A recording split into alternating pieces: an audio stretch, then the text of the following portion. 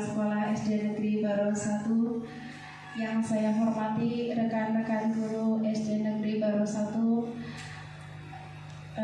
peserta diseminasi penerapan budaya positif yang akan kita laksanakan hari ini dengan modul 1.4 yaitu budaya positif sebagai aksi nyata dari tugas calon guru penggerak angkatan 9, yaitu saya sendiri Endah Farihatun dari SD Negeri Baros 01 Kabupaten Brebes. Pertama-tama marilah kita panjatkan puji syukur kehadirat Allah Subhanahu wa taala, di mana pada hari ini kita masih mendapatkan rahmat dan hidayahnya serta nikmat kesehatan, sehingga pada siang hari ini kita bisa berkumpul dalam melaksanakan kegiatan yang bermanfaat ini. Sholawat serta salam tak lupa kita junjungkan kehadirat Nabi besar Nabiullah Muhammad SAW. Semoga kelak kita mendapatkan syafaatnya. Amin amin ya robbal alamin. Pada siang hari ini saya sebagai pembawa acara sekaligus nanti sebagai pemateri dari diseminasi penerapan budaya positif. Terlebih dahulu untuk mengawali acara hari ini, marilah kita buka bersama dengan membaca basmalah. Bismillahirrahmanirrahim. Terima kasih. Semoga acara ke depan akan diberi kelancaran dan mendapatkan manfaat yang baik. Kemudian untuk acara selanjutnya yaitu menyanyikan lagu Indonesia Raya. Kepada Ibu Guru Henny dipersilakan untuk memimpin lagu Indonesia Raya. Hadirin semua diharap berdiri.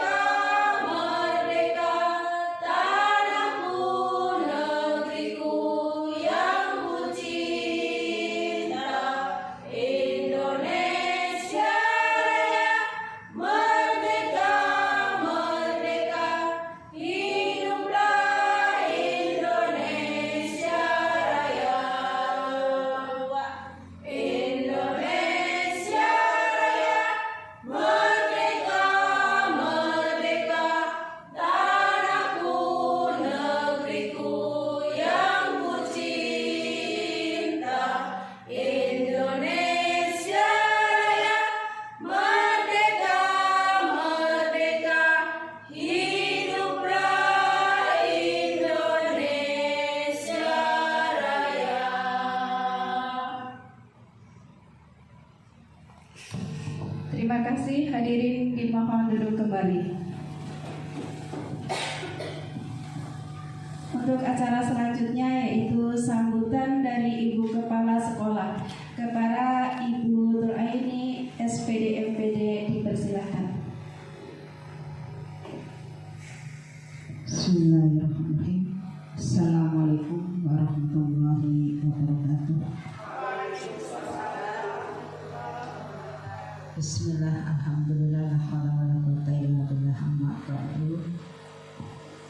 Teman-temanku, temanku USD Negeri Baros 1. Pertama, marilah kita memanjatkan puji syukur hadirat Allah Subhanahu wa taala yang telah memberikan nikmat sehat dan nikmat sempat sehingga pada hari ini alhamdulillah kita bisa mengikuti acara diseminasi penerapan budaya positif yang merupakan salah satu tugas dari teman kita, yaitu Bu Endah Haryatun sebagai CGP, calon guru penggerak.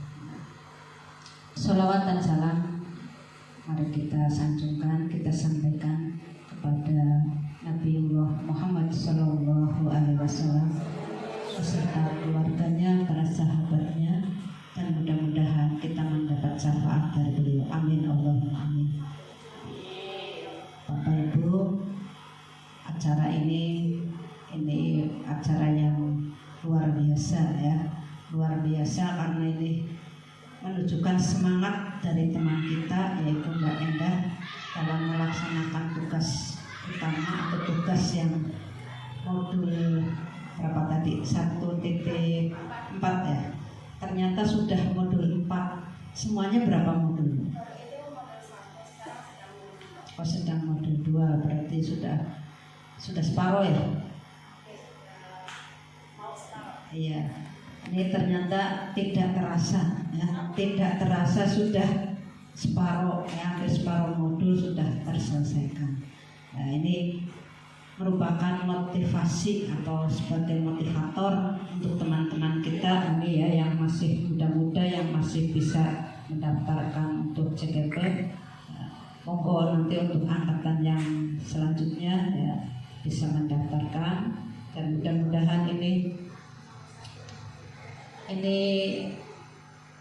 acara diseminasi ini ya, khususnya tentang budaya positif ya, mudah-mudahan ini nanti bisa diterapkan yang sebenarnya membawa manfaat, membawa perubahan untuk siswa-siswi SD Baros 1 khususnya, dan mudah-mudahan untuk siswa-siswi yang ada di Ketanggungan ya. Ini mudah-mudahan bisa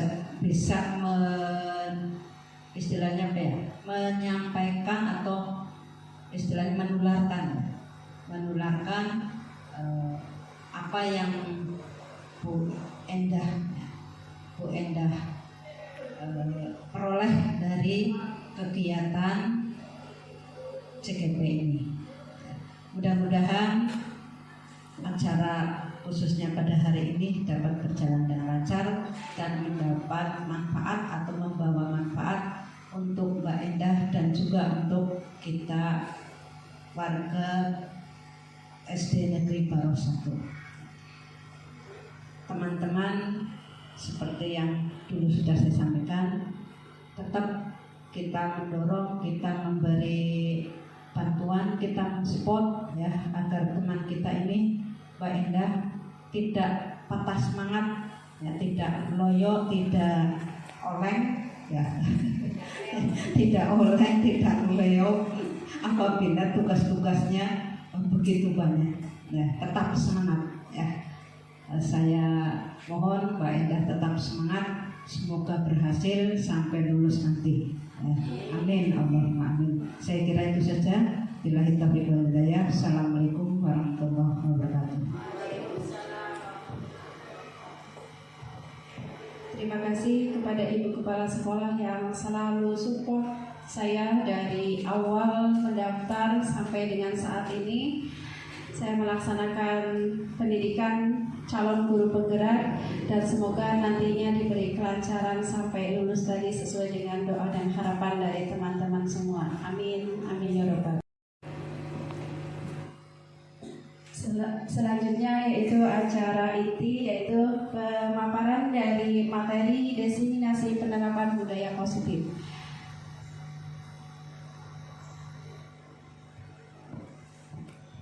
Dalam budaya positif, di sini ada 5 pokok materi yang akan saya sampaikan, yaitu yang pertama disiplin positif, kemudian motivasi perilaku manusia, posisi kontrol restitusi, keyakinan sekolah atau keyakinan kelas, dan yang terakhir segitiga restitusi. Sebelum kita membahas dari disiplin positif dan lain-lain, marilah kita diskusikan terlebih dahulu tentang apa itu budaya positif. Barangkali ada yang mau berpendapat mungkin tentang budaya positif itu pengertiannya apa ya kira-kira? Ibu Kepala Sekolah barangkali mau memberikan pengertian atau makna dari budaya positif ya. Ini setahu saya budaya positif itu berarti kebiasaan-kebiasaan yang ada di suatu tempat, dalam hal ini kita berarti di sekolah, tapi yang membawa positif, artinya kebudayaan-kebudayaan yang baik yang dilaksanakan di sekolah. Nah, ini menurut pendapat saya seperti itu. Jadi intinya budaya positif adalah kebiasaan-kebiasaan yang baik. Ya, itu saja. Ya, terima kasih. Barangkali ada dari pendapat teman yang lain. Ya, Bu Guru Hedi. Terima kasih waktunya Bu Endah. Assalamualaikum warahmatullahi wabarakatuh. Ini saya sekedar menambahkan Ibu Kepala Sekolah mengenai budaya positif. Budaya positif itu di samping mungkin dari perilaku kita dan perilaku anak di sekolah, juga bahasa dan tutur kata yang baik, santun, dan tidak selalu budaya yang tidak menyakiti, bahasanya itu tidak menyakiti dan tidak istilahnya bahasa yang membuli. Demikian, terima kasih. Wassalamualaikum warahmatullahi wabarakatuh.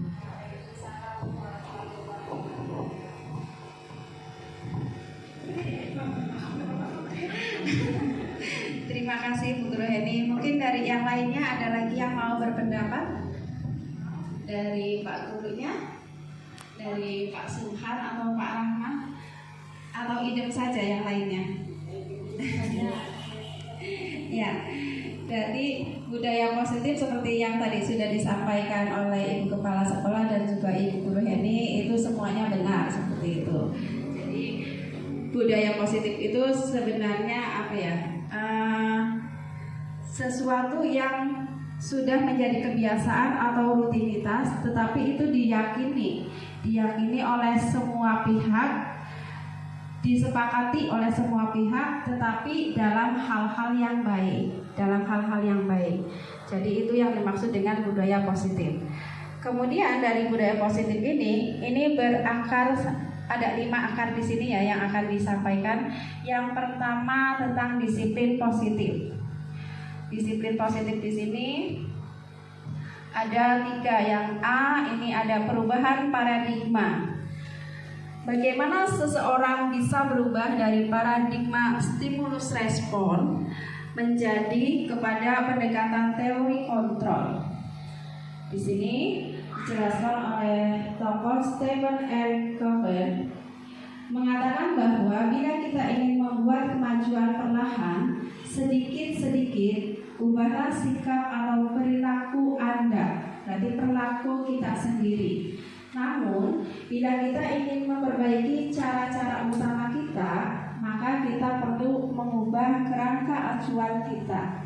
Ubahlah bagaimana Anda atau kita semua ini melihat dunia, bagaimana Anda berpikir tentang manusia. Ubahlah paradigma Anda, skema pemahaman dan penjelasan aspek-aspek tertentu tentang realitas. Di sini ada tabel tentang perubahan paradigma stimulus respon menjadi teori kontrol. Siapa sesungguhnya yang memiliki kontrol? Pada stimulus respon ini kita mencoba mengubah orang agar berpendapat sama dengan kita, itu pada stimulus respon. Sedangkan pada teori kontrol, berarti kita berusaha untuk memahami pandangan orang lain tentang dunia.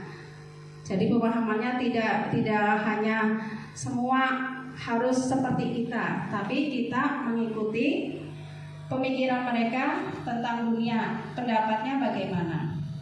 Dan lain sebagainya. Ini ada contoh lainnya ya. Di sini ada perilaku buruk dilihat sebagai suatu kesalahan, itu pada stimulus respon. Jadi kalau ada yang berperilaku buruk, itu kita menganggapnya sebagai suatu kesalahan. Sedangkan pada teori kontrol, semua perilaku memiliki tujuan. Jadi biasanya anak atau seseorang yang melakukan perilaku yang buruk, sebenarnya mereka itu ada alasan tertentu. Jadi tidak semata-mata mereka melakukan hal buruk tersebut. Jadi antara stimulus respon dengan teori kontrol itu sangat berbeda ya. Kemudian yang ketiga, orang lain bisa mengontrol saya, tetapi pada teori kontrol hanya Anda yang bisa mengontrol diri Anda. Kemudian lagi, pemaksaan ada pada saat rujukan gagal. Pemaksaan ada pada saat rujukan gagal. Jadi ada istilah pemaksaan di sini pada stimulus respon. Sedangkan pada teori kontrol, kolaborasi dan konsensus menciptakan pilihan-pilihan baru. Dan yang terakhir, model berpikir menang kalah itu pada stimulus respon. Sedangkan pada teori kontrol ini modal berpikirnya menang-menang. Jadi semuanya menang, tidak ada yang dikalahkan pada teori kontrol. Lalu makna disiplin. Dalam rangka menciptakan lingkungan positif, salah satu strategi yang perlu kita tinjau kembali adalah penerapan disiplin di sekolah kita. Apakah telah efektif? Apakah masih perlu ditinjau kembali? Apa sesungguhnya arti dari disiplin itu sendiri? Dan apa kaitannya dengan nilai-nilai kebajikan?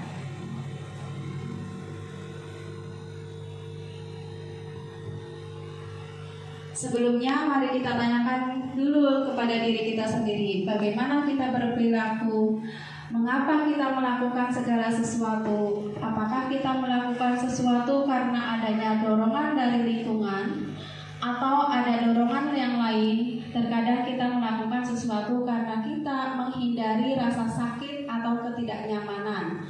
Terkadang kita juga melakukan sesuatu untuk mendapatkan apa yang kita mau. Pernahkah Anda melakukan sesuatu untuk mendapatkan senyuman atau pujian dari orang lain, untuk mendapatkan hadiah, atau untuk mendapatkan uang? Apalagi kira-kira alasan orang melakukan sesuatu. Tujuan dari disiplin positif adalah menanamkan motivasi pada murid-murid kita, yaitu menjadi orang yang mereka inginkan dan menghargai diri sendiri dengan nilai-nilai yang mereka percaya. Ketika murid-murid kita memiliki motivasi tersebut, mereka telah memiliki motivasi intrinsik yang berdampak jangka panjang. Jadi motivasi intrinsik itu jangkanya panjang, beda dengan motivasi yang hanya dorongan dari luar. Biasanya kalau dorongan dari luar itu jangkanya pendek. Nah, terus bagaimana kita menanamkan motivasi supaya anak itu motivasinya dari dalam dirinya sendiri untuk yang nanti dampaknya itu jangka panjang.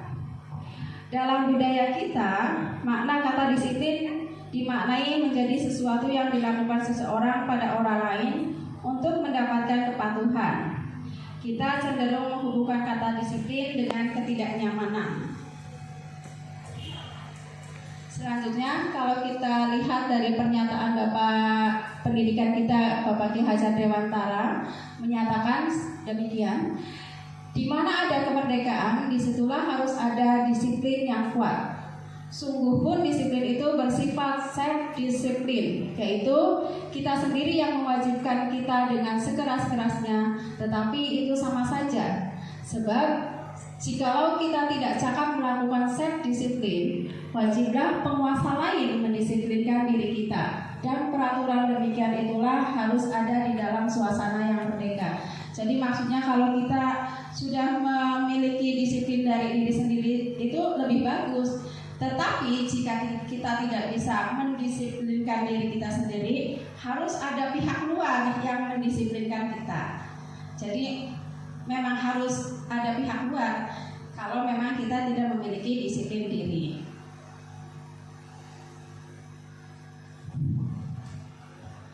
Seseorang yang memiliki disiplin diri berarti mereka bisa bertanggung jawab terhadap apa yang dilakukannya, karena mereka mendasarkan tindakan mereka pada nilai-nilai kebajikan universal. Sebagai pendidik, tujuan kita adalah menciptakan anak-anak yang memiliki disiplin diri, sehingga mereka bisa berperilaku dengan mengacu pada nilai-nilai kebajikan universal dan memiliki motivasi intrinsik, bukanlah ekstrinsik. Nilai-nilai kebajikan universal, yang dimaksud nilai-nilai kebajikan universal ini adalah sifat-sifat positif manusia yang merupakan tujuan mulia yang ingin dicapai setiap individu, seperti yang telah dikemukakan oleh Dr. William Glasser pada teori kontrol, yaitu menyatakan bahwa setiap perbuatan memiliki suatu tujuan. Dan selanjutnya Janet Gerson mengemukakan bahwa dengan mengaitkan nilai-nilai kebajikan yang diyakini seseorang, maka motivasi intrinsiknya akan terbangun sehingga menggerakkan motivasi dari dalam untuk dapat mencapai tujuan mulia yang diinginkan. Salah satu nilai kebajikan yang diyakini dan disepakati bersama adalah nilai-nilai kebajikan yang ingin dicapai oleh setiap anak Indonesia yang kita kenal sekarang ini dengan profil pelajar Pancasila, yaitu yang terdiri dari 6 pilar ini. Yang pertama, beriman, bertakwa kepada Tuhan Yang Maha Esa dan berakhlak mulia, mandiri, bernalar kritis, berkebinekaan global, bergotong royong, serta kreatif. Biar acaranya tidak terlalu tegang, kita relax sebentar ya, ice breaking dengan menggerakkan tangan kita saja, cukup tangan saja dengan lagu Profil Pelajar Pancasila. Monggo teman-teman semuanya berdiri, ibu juga silakan berdiri. Bentar, saya mau Bentar ya, sebentar saya putarkan dulu lagunya. Ayo semuanya siap.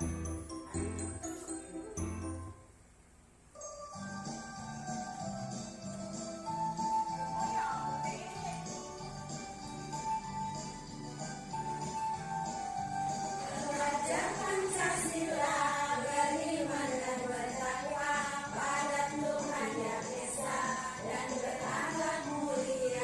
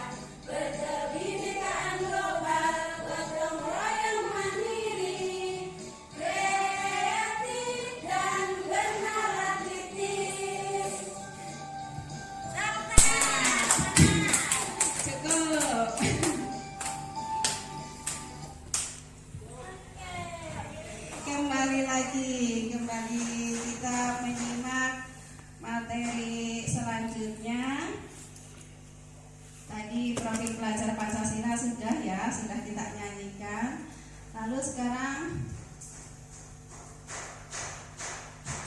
motivasi perilaku manusia. Motivasi Diane Gossen dalam bukunya Restructuring School Discipline menyatakan ada 3 motivasi perilaku manusia. Yang pertama ini untuk menghindari ketidaknyamanan atau hukuman. Yang kedua yaitu untuk mendapatkan imbalan atau penghargaan dari orang lain. Dan yang ketiga untuk menjadi orang yang mereka inginkan dan menghargai diri sendiri dengan nilai-nilai yang mereka percaya.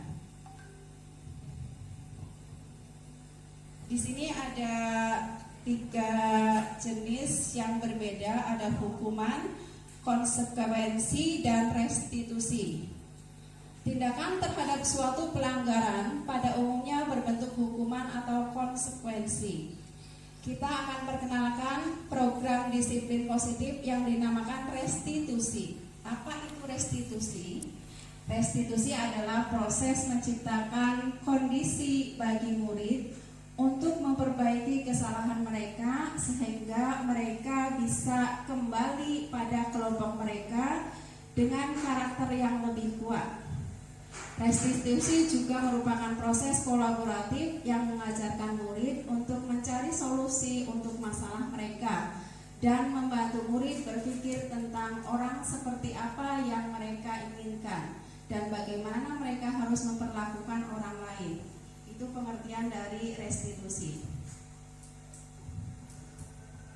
Restitusi di sini sebuah pendekatan untuk menciptakan disiplin positif. Jadi restitusi ini bukan untuk menebus kesalahan, namun untuk belajar dari kesalahan. Restitusi juga untuk memperbaiki hubungan. Restitusi adalah tawaran, bukan paksaan. Restitusi di sini menuntun untuk melihat ke dalam diri. Di situ tidak jelas ya. Ini perbedaan antara hukuman, konsekuensi dengan ini disediakan tabel untuk membedakan antara hukuman, konsekuensi, dan restitusi. Pada hukuman, murid atau anak belajar menyembunyikan kesalahan karena takut dihukum. Kemudian pada konsekuensi, murid atau anak belajar taat pada peraturan. Sedangkan restitusi, murid atau anak belajar memecahkan masalah. Jadi tidak hanya taat tetapi memecahkan masalah. Contoh lagi selain itu, pada hukuman mencoba mengontrol anak dengan penguatan negatif. Biasanya kan mengancam gitu ya kalau pada hukuman. Sedangkan pada konsekuensi mencoba mengontrol anak dengan penguatan positif. Dan pada restitusi, anak paham bahwa dirinya sendiri yang pegang kendali kontrol. Jadi tahu bahwa anak itu, saya ini salah, saya ini salahnya di mana. Kemudian nanti tindak lanjutnya bagaimana. Hal positifnya apa yang harus dilakukan. Itu pada restitusi. Terus pada hukuman, dampak pada murid, dampaknya ini marah, merasa bersalah, rendah diri, atau bahkan sampai dia mengasingkan diri, tidak mau bergaul lagi. Itu kalau hukumannya yang berlebihan. Pada konsekuensi ini kehilangan hak waktu jeda seorang diri, kemudian ada penahanan, ada sedikit penahanan. Jadi masih lebih baik dibanding dengan hukuman tadi. Sedangkan pada restitusi, murid atau anak tidak kehilangan waktu, namun bersemangat untuk memperbaiki diri. Karena tadi dibimbing ya, diarahkan bahwa dia itu memang salah. Semua orang pernah bersalah, tetapi kesalahan itu bagaimana supaya tidak diulangi lagi. Berarti kan dia harus melakukan hal yang tidak salah lagi. Lalu pada hukuman, tiba-tiba itu terjadinya tiba-tiba kalau hukuman tidak diharapkan atau sangat melukai, itu bahayanya hukuman. Lalu pada konsekuensi sudah diketahui dan masuk akal. Jadi konsekuensinya itu biasanya sudah kesepakatan ya. Kesepakatan kalau misalkan kamu datang terlambat, berarti konsekuensinya sesuai dengan keyakinan kelas yang sudah dibuat. Konsekuensinya harus apa? Lalu pada restitusi berupa undangan untuk mengadakan restitusi. Jadi mengadakan perbaikan. Dia dituntut oleh dirinya sendiri untuk memperbaiki apa yang kesalahannya dilakukan. Itu tadi perbedaan antara hukuman, konsekuensi, dan restitusi. Lalu ada istilah di sini dihukum oleh penghargaan. Dihukum tetapi oleh penghargaan, sepertinya dia dipuji, tetapi itu sedang dihukum sebenarnya. Pengaruh jangka pendek dan panjangnya, penghargaan efektif jika kita menginginkan seseorang melakukan sesuatu yang kita inginkan dalam jangka waktu pendek. Jika kita menggunakan penghargaan lagi, jadi terus-menerus memberikan penghargaan, maka orang tersebut akan bergantung pada penghargaan yang kita berikan, serta kehilangan motivasi dari dalamnya. Jadi karena ingin dihargai saja, dia melakukan sesuatu yang positif. Jika kita mendapatkan penghargaan untuk melakukan sesuatu yang baik, maka selain kita senantiasa berharap mendapatkan penghargaan tersebut lagi, kita pun menjadi tidak menyadari tindakan baik yang kita lakukan. Jadi yang paling baiknya itu yang ketiga itu ya. Jadi dia berbuat baik seperti malah tidak merasakan berbuat baik, karena itu sudah menjadi suatu kebiasaannya, tidak perlu penghargaan lagi.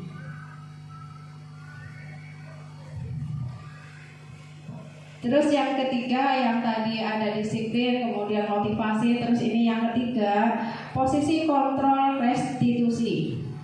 Berdasarkan pada teori kontrol Dr. William Glasser, Gosen berkesimpulan ada 5 posisi kontrol yang diterapkan seorang guru. Ini seorang guru kita semua, berarti ya, kita semua ini ada di 5 posisi kontrol ini. Tetapi dari 5 posisi kontrol ini nanti mana yang terbaik yang seharusnya kita lakukan? Yang pertama ada sebagai penghukum, ada sebagai pembuat rasa bersalah, ada sebagai teman, ada sebagai pemantau, dan satunya lagi ada sebagai manajer.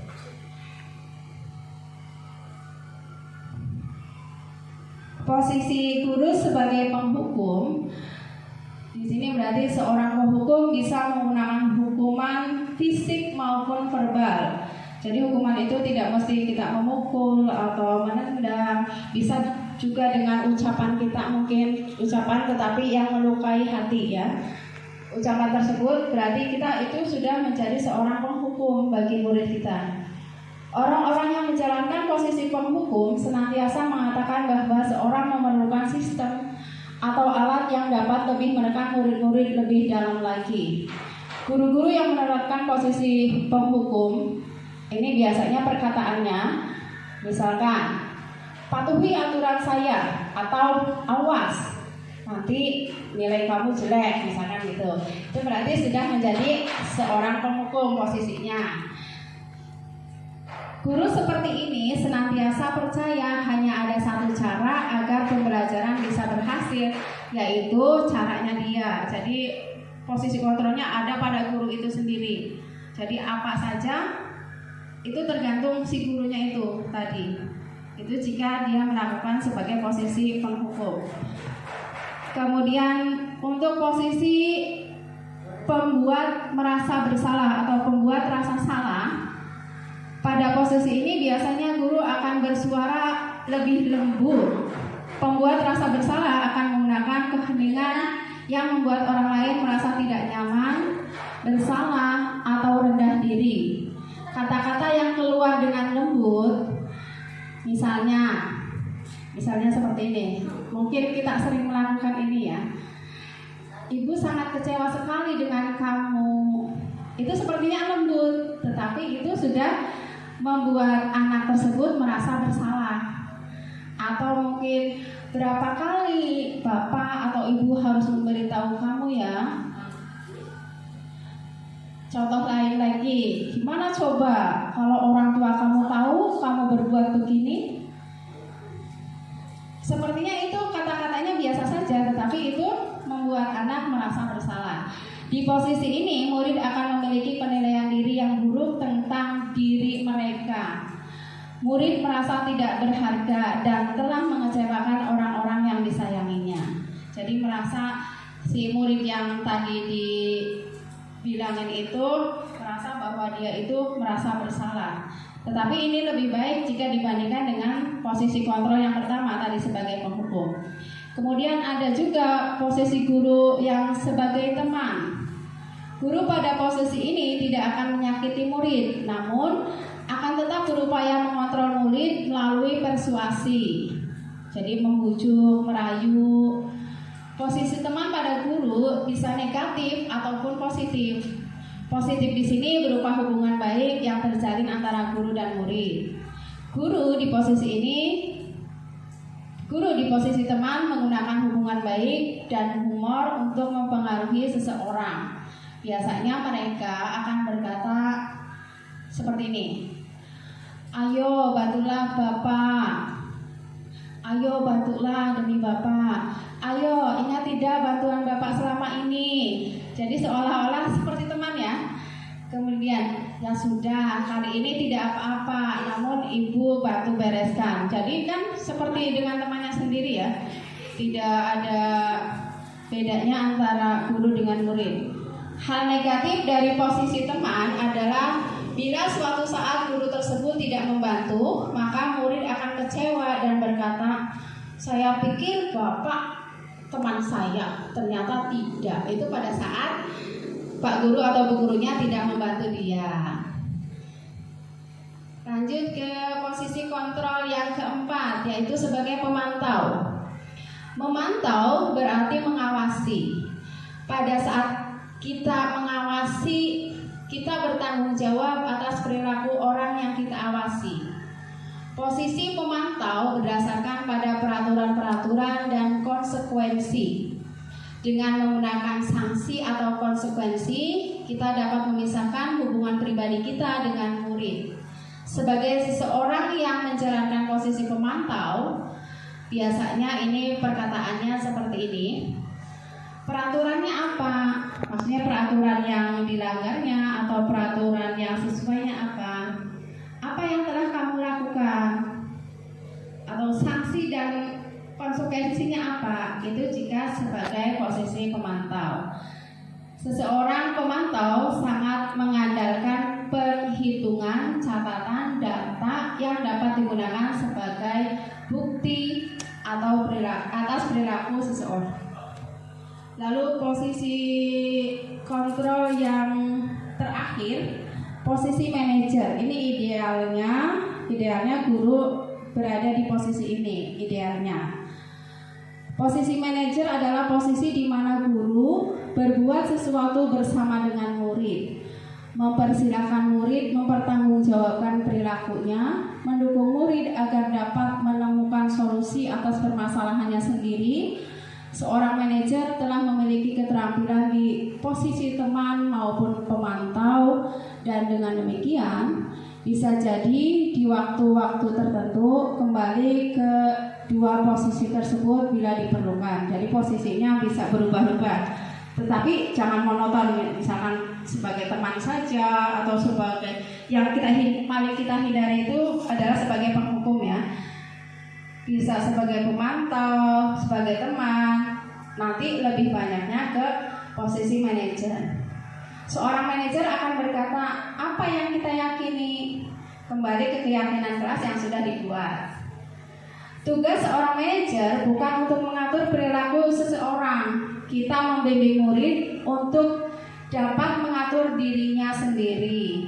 Seorang manajer bukannya memisahkan murid dan kelompoknya, tetapi mengembalikan murid tersebut ke kelompoknya dengan lebih baik dan lebih kuat. Lalu, budaya positif yang keempat yaitu tentang keyakinan sekolah atau keyakinan kelas.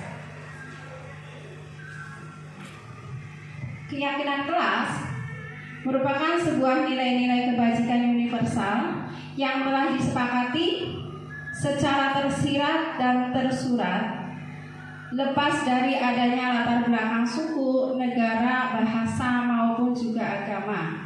Keyakinan kelas dibuat secara bersama-sama dengan seluruh siswa yang mempunyai nilai-nilai kebajikan yang dapat dipercaya.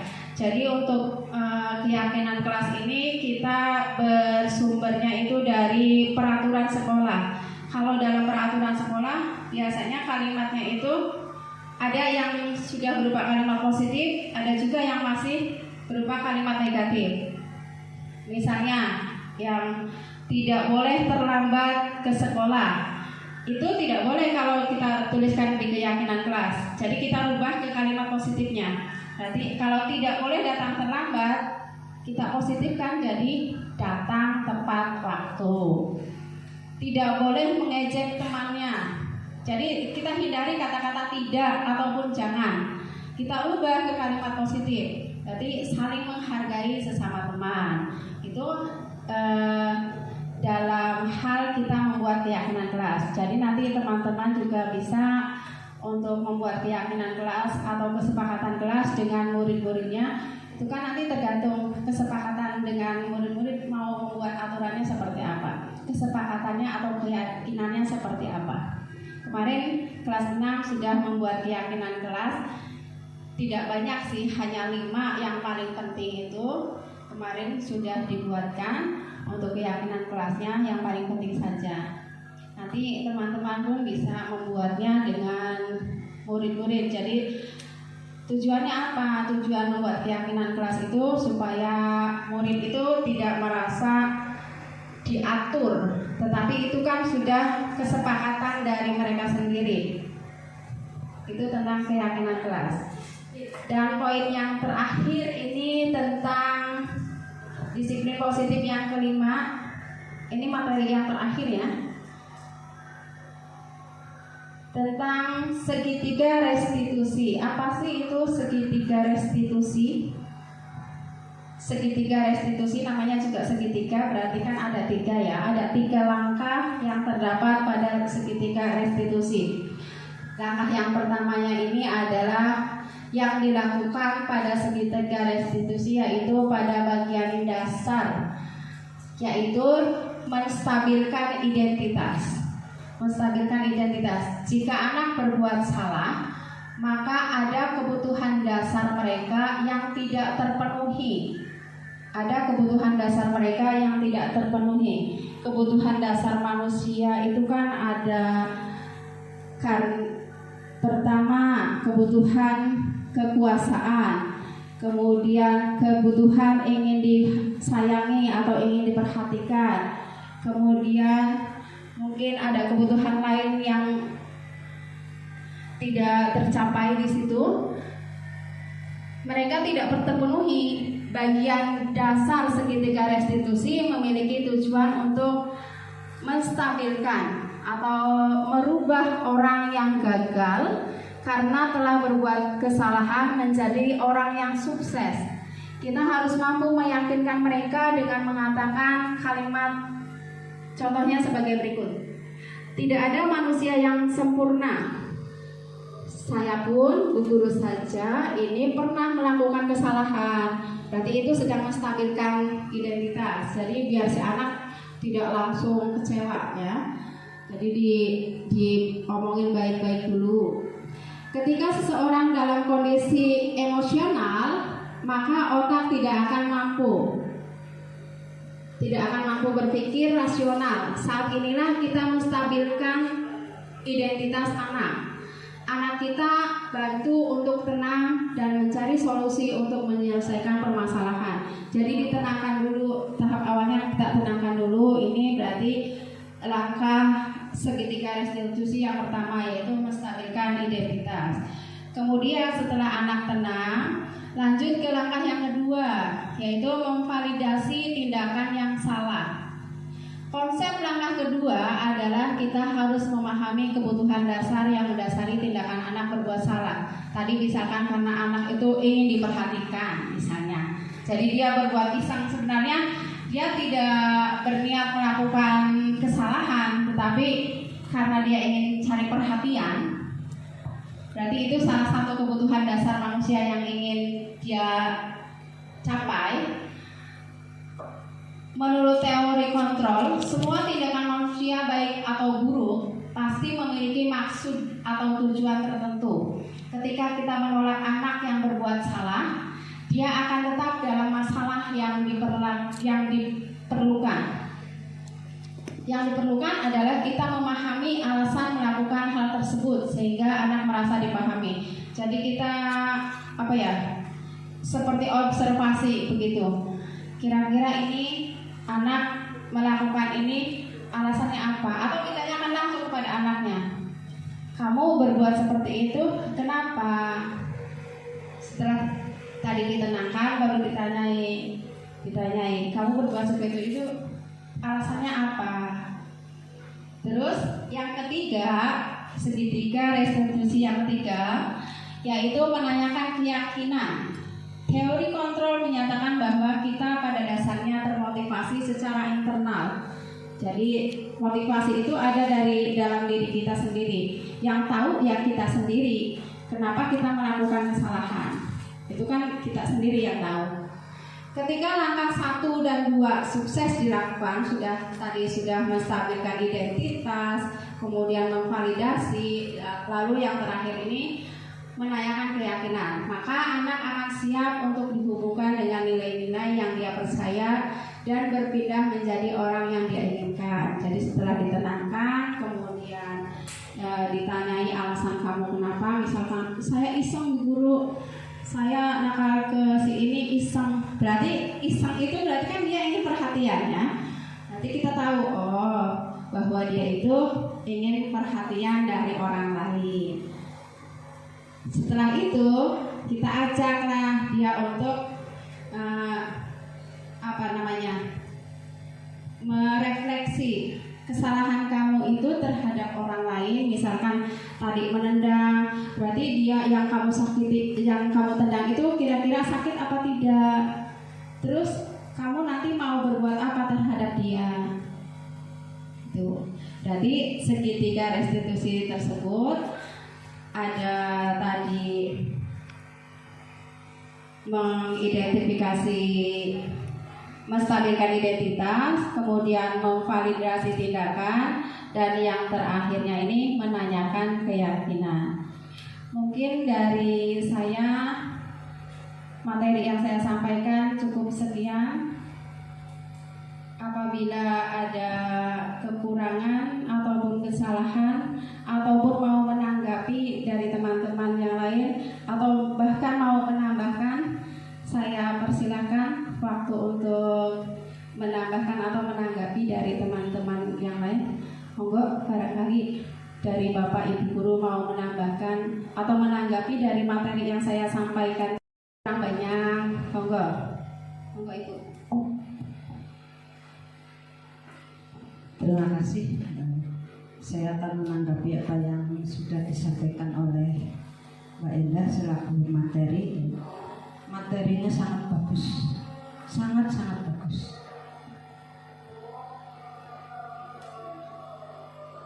Ini saya akan menanggapi apa yang sudah disampaikan oleh pemateri, Pak Endah.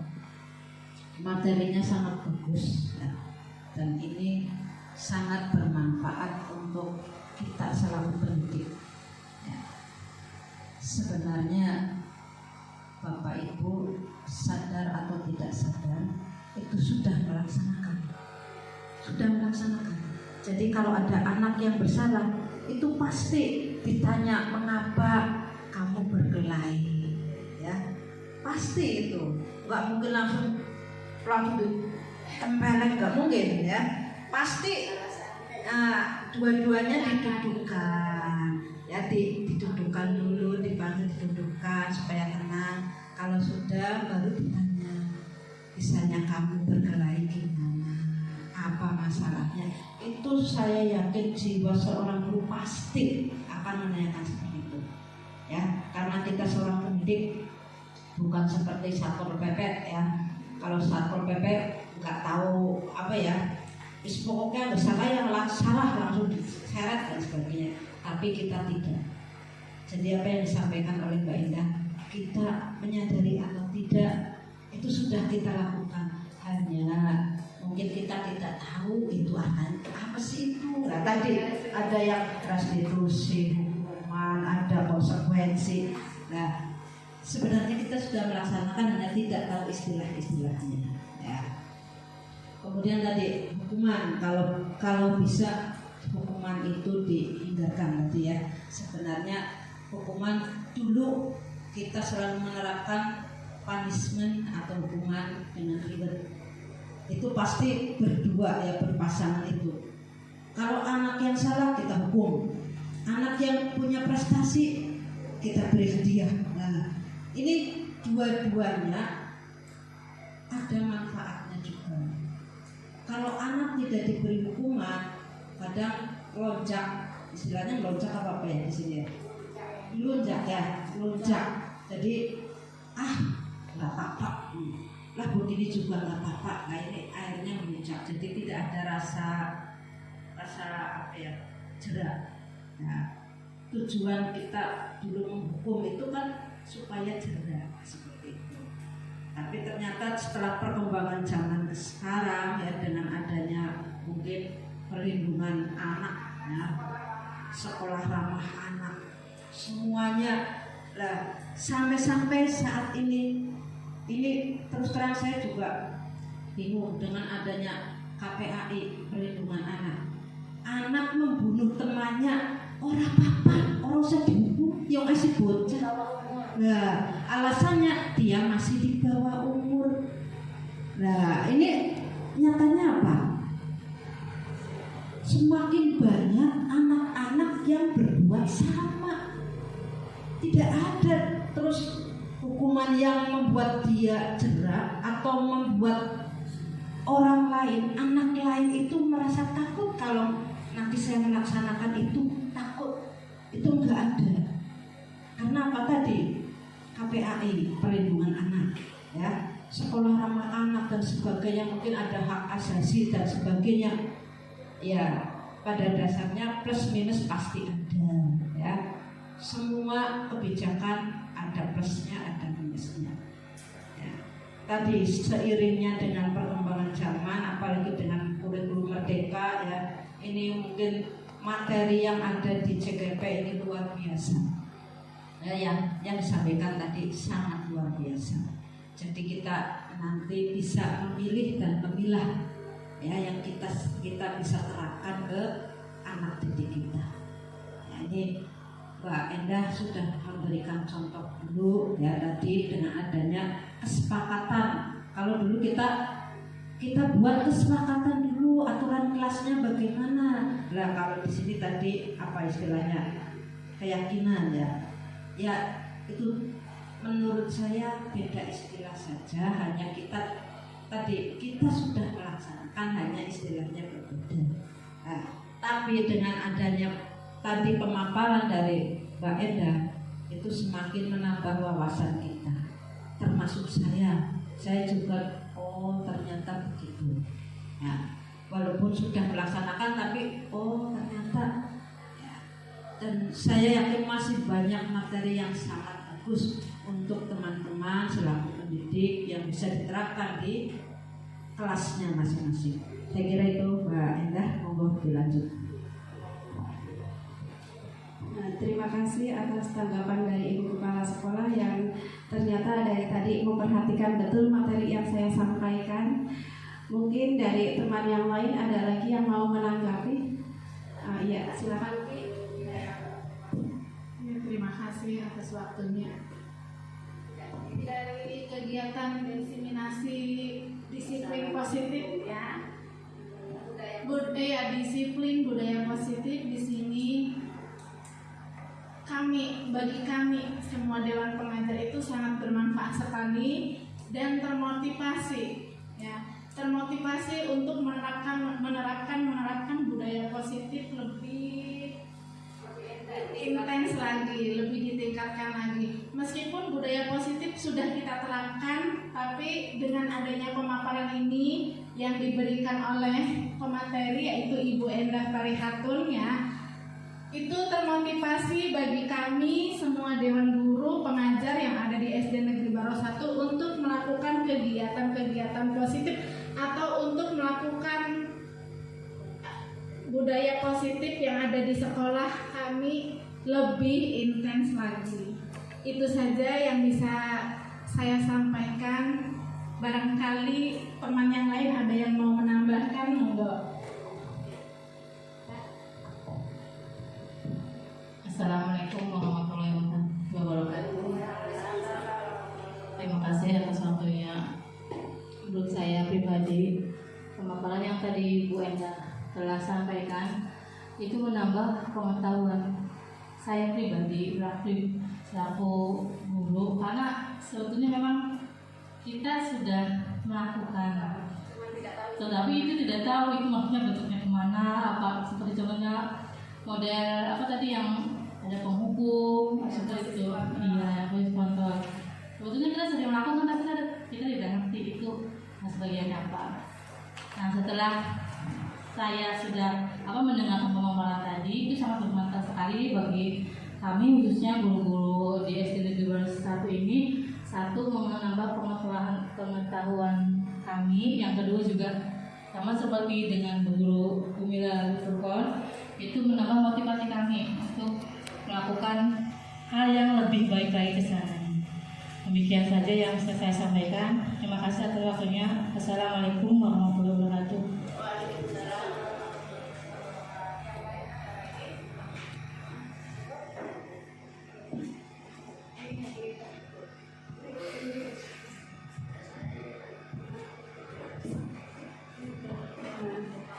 Terima kasih atas tanggapan dari Ibu Kepala Sekolah dan rekan-rekan guru sekalian.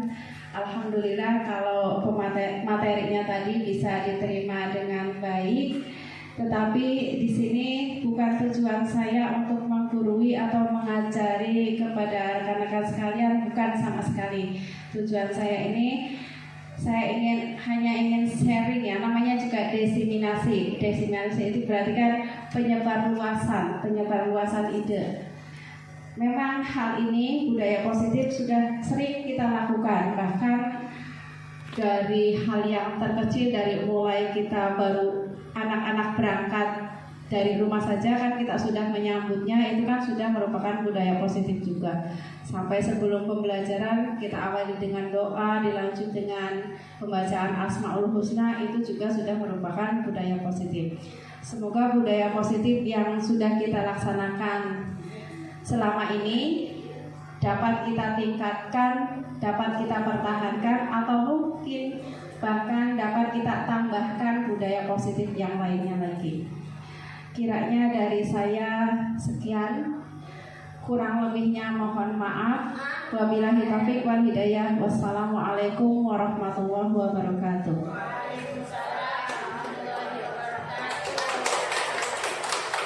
Acara hari ini diseminasi budaya positif telah selesai. Marilah kita tutup acara ini dengan membaca hamdalah. Alhamdulillahirabbil alamin.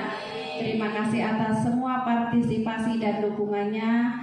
Mohon maaf saya tidak bisa memberikan yang lebih dari yang sudah saya paparkan. Wabillahi taufiq wal hidayah. Wassalamualaikum warahmatullahi wabarakatuh. Waalaikumsalam warahmatullahi wabarakatuh.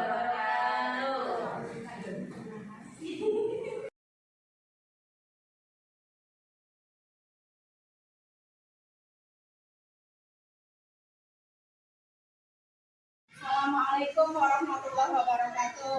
Waalaikumsalam warahmatullahi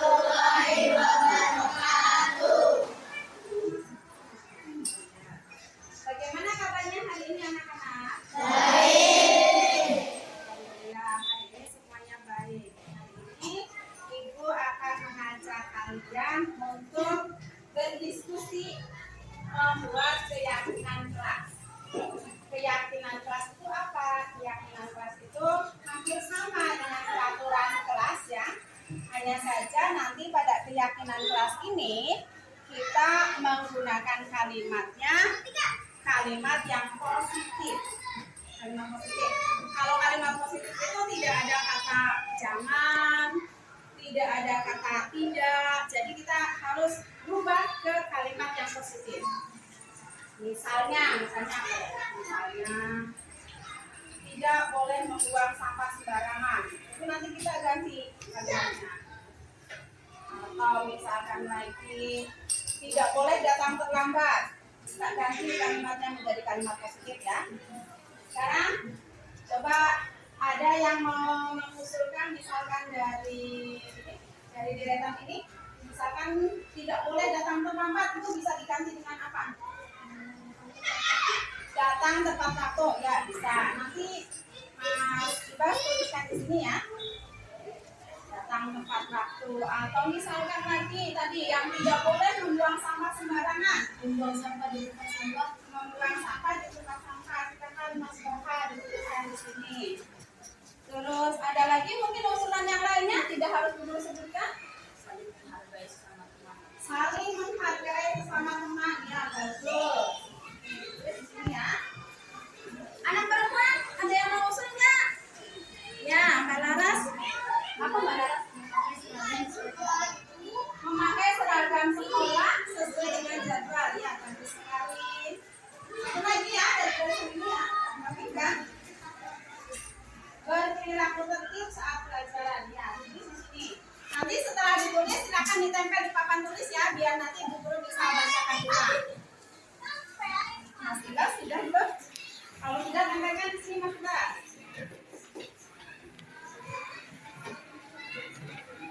Coba Mas Ibas baca ulang lagi. Datang tepat waktu ya tempelkan di sini. Mas Ibas sudah belum? Datang tepat waktu ya terima kasih Mas Ibas. Mas Baka tadi apa ya Mas? Membuang sampah di tempat sampah ya, membuang sampah di tempat sampah. Lalu Mas Revan dibaca ulang Mas Revan apa? Saling menghargai sesama teman. Saling menghargai sesama teman ya. Masih dua lagi tadi siapa? Mbak Laras. Mbak Laras apa ya Mbak Laras? Ya, memakai seragam sekolah sesuai dengan jadwal. Yang terakhir berperilaku tertib saat pelajaran ya. Ya. Jadi ini sudah kita dapatkan 5 keyakinan kelas yang sudah kita sepakati bersama ya. Bagaimana ini? Sepakat? Berulangi ya, berulangi 5 keyakinan kelas yang sudah kita sepakati. Nanti kalau sudah sepakat berarti ini nanti Guru buat untuk ditempelkan di kelas kita. Pertama, datang tepat waktu. Kemudian yang kedua, membuang sampah di tempat sampah. Yang ketiga, saling menghargai sesama teman. Keempat, memakai seragam sekolah sesuai jadwal.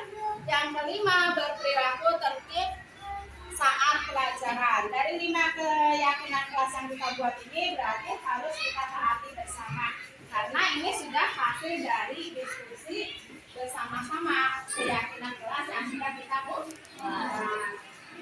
Baiklah, terima kasih hari ini sudah berdiskusi dengan baik.